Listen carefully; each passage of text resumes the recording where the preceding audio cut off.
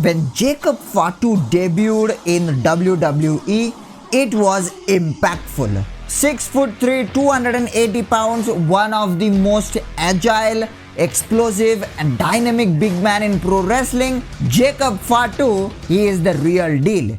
He made his debut in pro wrestling in 2012, but do you know what? Wrestling was never his first choice. I really didn't grow up wanting to wrestle. I didn't want to wrestle at all. It happened by accident. How? You see, Jacob Fatu got arrested when he was 18, and while being in prison, one day on the TV, he caught the eyes of the Usos. After watching the Usos perform, something inside him clicked. He decided to turn his life around and become a pro wrestler. It just so happened to be flipping through the channels, right? And who comes on? My brother, the Usos, man, Jimmy and Jay. He trained under his uncle Rikishi, his dad Tonga Kid, and Gangrel, who are also the trainers for the Knock X Wrestling Academy, and within 2 years, he made his debut for Knock X Pro. I mean, take a look at this splash. This was one of his earliest matches way back in 2013, and it already looks like a clean splash. Wrestling is in his blood.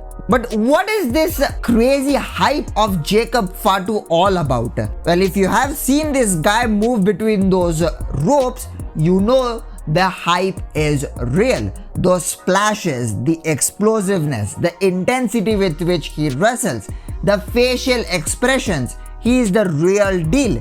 The Samoan drop which he delivers is one of the best. Why? Because he delivers that with an extra intensity.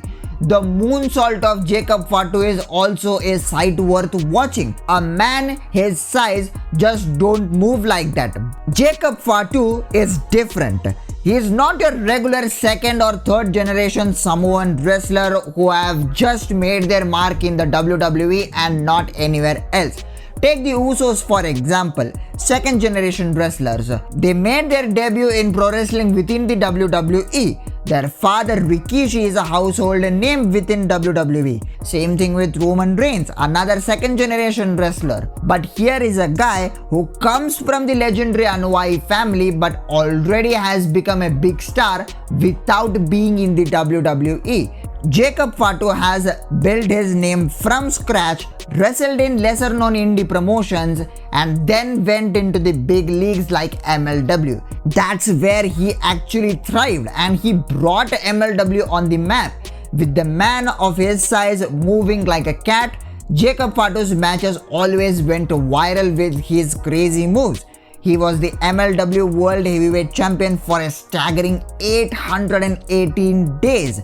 I won't go much depth with his MLW run, but know this, Jacob Fatu put MLW on the map. And after watching all his work, we were just waiting for this man to make his debut in WWE. And when he made his much awaited debut, my god, that moment was so sick. It's rare to see a wrestler without prior WWE experience debut on the main roster and assault the undisputed WWE champion. Jacob Fatu did all of that. Being just 32, Jacob Fatu, I feel, has arrived in WWE just at the right time, and mark my words, this man is gonna run wild. I mean, he already is. In his third match in WWE, Jacob Fatu and Tama Tonga defeated DIY to become the tag team champions. I mean, technically, if you would have put just Jacob Fatu to wrestle there, he himself would have become tag team champions. That's actually the reality. This Jacob Fatu is just something else. With the moves, with the facial expressions, with the crazy athleticism, Jacob Fatu is insane. Jacob Fatu has arrived just at the right time in WWE. This is not a case of the Great Khali where we wondered what could have his WWE run look like had he arrived sooner when he really was moving like a cat. And to know the Great Khali before WWE, check this video out.